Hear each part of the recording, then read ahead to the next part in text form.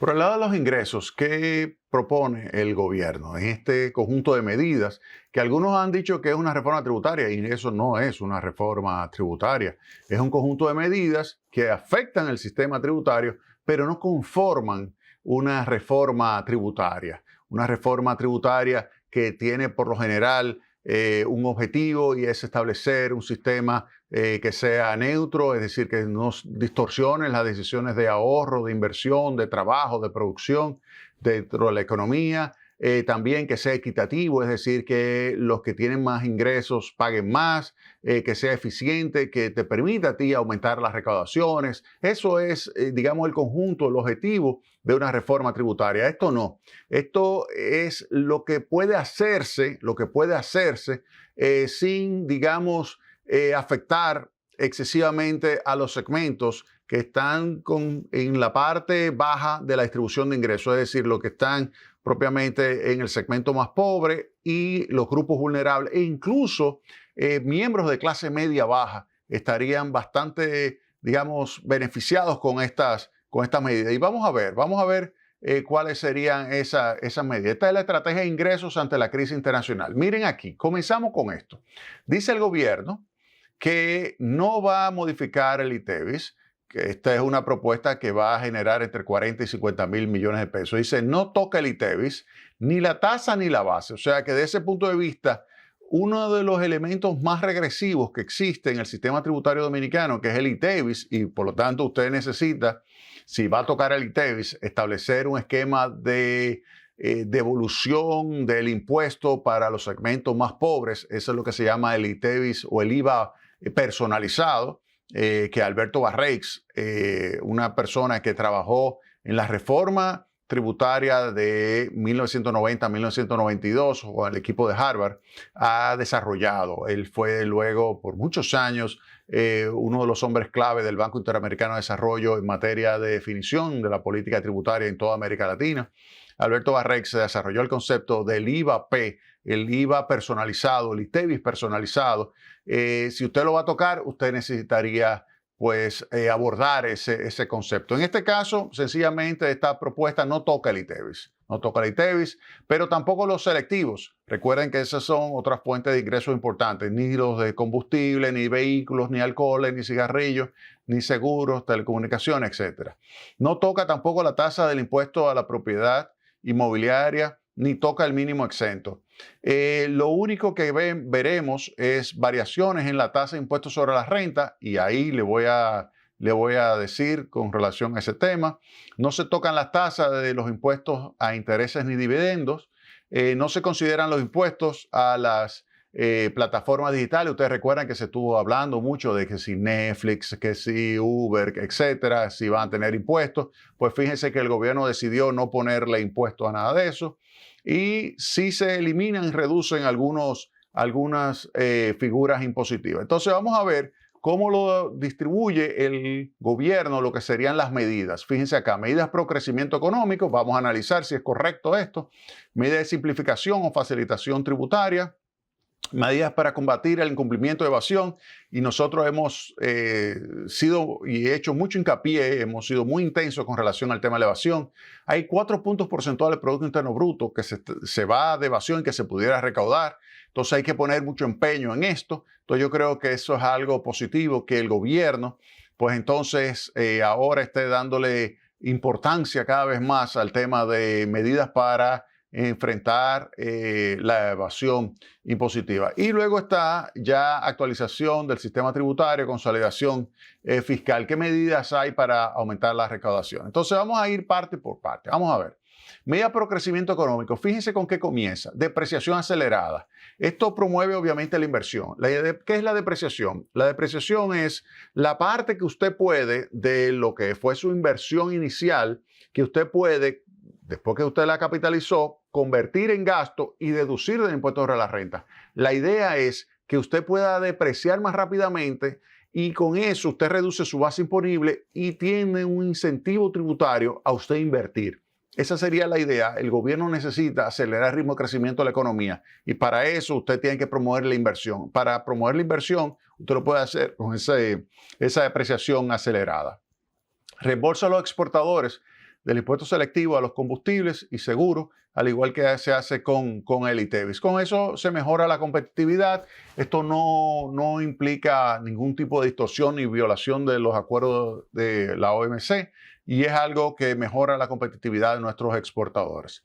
Luego estaría la derogación gradual de impuestos anacrónicos, de hipoteca, constitución de compañía, impuestos selectivos, seguros de vida, que esto lo que hace es eliminar todo impuesto que no valga la pena. Por ejemplo, en el caso de hipoteca, hay una ley que grava que es de 1890. Eso se eliminaría.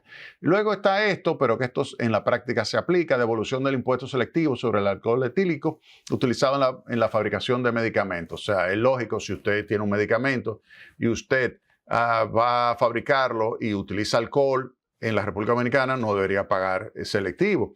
En caso de que usted importa el medicamento y viene con alcohol, usted tampoco paga impuestos selectivos por ese alcohol que está dentro de ese medicamento. Por lo tanto, la fabricación nacional no debería tener. Y ya eso se reconoció. Entonces, eso es algo positivo para la industria farmacéutica dominicana. Segundo punto de medida es simplificación, facilitación tributaria. Fíjense acá. Redefinición de los anticipos. Esto es importante. Se derogan los anticipos para la microempresa. Ustedes recuerdan que este es un tema que muchos gobiernos lo han estado proponiendo y muchos miembros de la oposición también lo proponen, pero luego nunca lo hacen. Pues ahora, en este caso, se derogan los anticipos para las microempresas. El 78% del total de las empresas reportaron impuestos sobre la renta en el 25%. Las empresas pequeñas pasarán a pagarlo como personas físicas, es decir, solamente 3 pagos al año, ya no van a tener 12 pagos al año. Es decir, ellas van a pagar, pero solamente 3 pagos, porque en algún momento hay que entender que si tú vas pagando, cuando ya te toque pagar en abril, por ejemplo, es muchísimo más cómodo decir, bueno, ya que me queda de pagar, me queda solamente una cuarta parte. Entonces, ¿por qué? Porque ya yo he pagado las 3/4 partes previamente. También hay la eliminación de anticipos, impuestos a los activos en el sector agropecuario, que ya eso se le da rango de ley.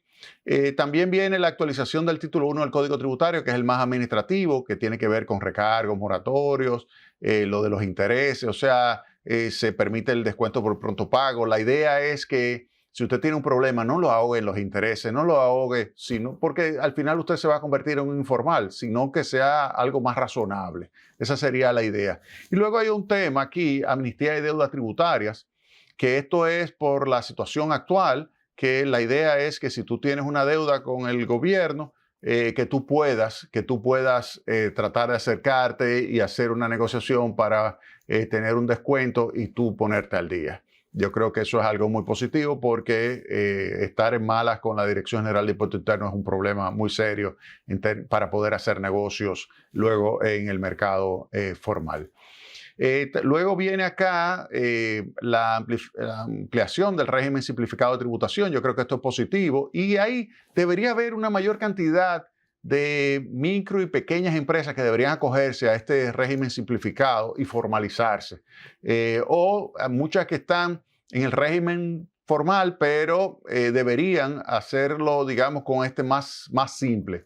Y aquí es pasar de 12 millones a 15 millones para personas físicas y sector agropecuario. Imagínense, o sea, personas que te ganen a ti más de 1 millón de pesos al mes pueden estar en el régimen simplificado y eso es algo extraordinario. Entonces, y se ha subido del 12 a 15 millones.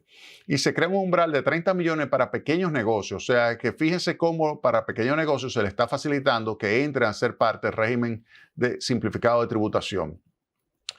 También el umbral del régimen simplificado de tributación de compras se aumenta de 55 a 60 millones. Y esto es básicamente para facilitar y promover la formalización de los pequeños contribuyentes. Luego está esta modernización del impuesto sucesoral y de donaciones, esto es muy importante. Además de indexar los tramos, que era algo pues sumamente atrasado, lo más importante es esto, para transmisión entre padres e hijos, que antes si yo quería darle algo en vida a un hijo mío, tenía que pagar, porque me trataban como una donación, un 25%, ahora se trata como si fuera una herencia. 3% de impuestos. Y yo creo que eso es algo sumamente positivo. Luego viene esta, que es la reducción de 25 a 10% del impuesto sobre la renta por ganancia de capital a la venta de inmuebles en el caso de persona física. Imagínense que usted tiene una casa, la vende y usted la compró o la hizo hace 30 años, 40 años y genera una ganancia de capital enorme. Y el 25% de eso se iba la Dirección General de Impuestos Internos. Eso era un desastre. Ahora es el 10%. Eso es algo también muy positivo. O sea, cuando uno comienza a ver esta parte, usted dice, bueno, esta gente como que se volvió loca, porque no es un conjunto de medidas muy recaudatorias, es un conjunto de medidas que estaría mejorando el sistema, pero le falta luego un componente en el futuro, un componente recaudatorio, sin lugar a dudas. Seguimos aquí, reducción de 25 a 10% de la ganancia de capital y la derogación de leyes de control tributario que son obsoletas. O sea que continuamos con más medidas acá que hay que tener muy en cuenta. Perdón. Aquí vemos que hay medidas para combatir la evasión, como el sistema de percepción de ITEVIS, que se va a implementar en la DGA. Y esto solamente para los que realizan las importaciones que realizan contribuyentes informales. Se propone aumento de retenciones por concepto de impuestos sobre la renta a un grupo de contribuyentes que sean difíciles de gravar. Se le va a aumentar, por ejemplo, si estaba en 10, 15, o sea, no está publicado, pero me imagino que eso es. La trazabilidad fiscal, esto es fundamental para las bebidas alcohólicas y cigarrillos. Y debería luego tomarse en cuenta incluso para el tema de hasta automóviles. Y aquí un poder de veto en la clasificación de los beneficiarios, por el hecho de que hay muchos incentivos que se autorizan y es por mayoría en estos comités que autorizan donde el Ministerio de Hacienda solo tiene un voto y aquí se le está dando el poder de veto. ¿Por qué? Porque tiene que ser en función de que vea el análisis costo-beneficio y que se justifique darle esa excepción. Luego viene acá ya la parte correspondiente a la actualización del sistema tributario, consolidación fiscal, que tiene que ver con medidas para aumentar la recaudación. Entonces, vamos a ver. Aquí dice aumento de 0.15, 0.20 el impuesto sobre cheques. A mí nunca me ha gustado ese tributo, para nada, para nada. A mí no me gusta ese tributo. Cuando usted no tiene más nada de que echarle mano, usted lo utiliza. Es como el impuesto de última instancia. Es un impuesto distorsionante porque es algo que usted dice, bueno, yo en vez de pagar entonces con un cheque, en vez de hacerte una transferencia, te pago en efectivo. Entonces, por eso distorsiona la decisión, no es neutro. Entonces, por eso es que yo decía que cuando usted hace una reforma tributaria, usted la hace para tener un sistema que sea neutral, un sistema que sea equitativo, un sistema que sea eficiente, que te permita recaudar. Y esa medida yo la hubiese eliminado, pero es una medida que como no se toca ninguna otra, no se toca el ITEVI, no se toca el selectivo, no se toca ningún otro impuesto, entonces es lógico que haya algo que buscar. Entonces, de 0.15 a 0.20 estaría subiéndose ese impuesto sobre los cheques y transferencia electrónica. Luego está, este de lo más importante, un aumento de la tasa de impuestos sobre la renta empresarial a 30% por 3 años a grandes contribuyentes, es decir, a las empresas que tengan ingresos por encima de los 1.000 millones de pesos anuales. O sea, eso son 1.000 empresas. O sea, eso es menos de un 1% de las empresas dominicanas van a pagar esa tasa marginal del 30%. O sea, ese 30% solamente lo va a pagar ese pequeño grupo de empresas. O sea, que ese está bien, eso genera equidad al sistema, progresividad al sistema, porque hace que los más grandes sean los que paguen un mayor monto de impuestos. También por el lado de la persona física se crea un nuevo tramo del impuesto sobre la renta personal, tasa de 27% para salarios mayores a 400,000 pesos mensuales.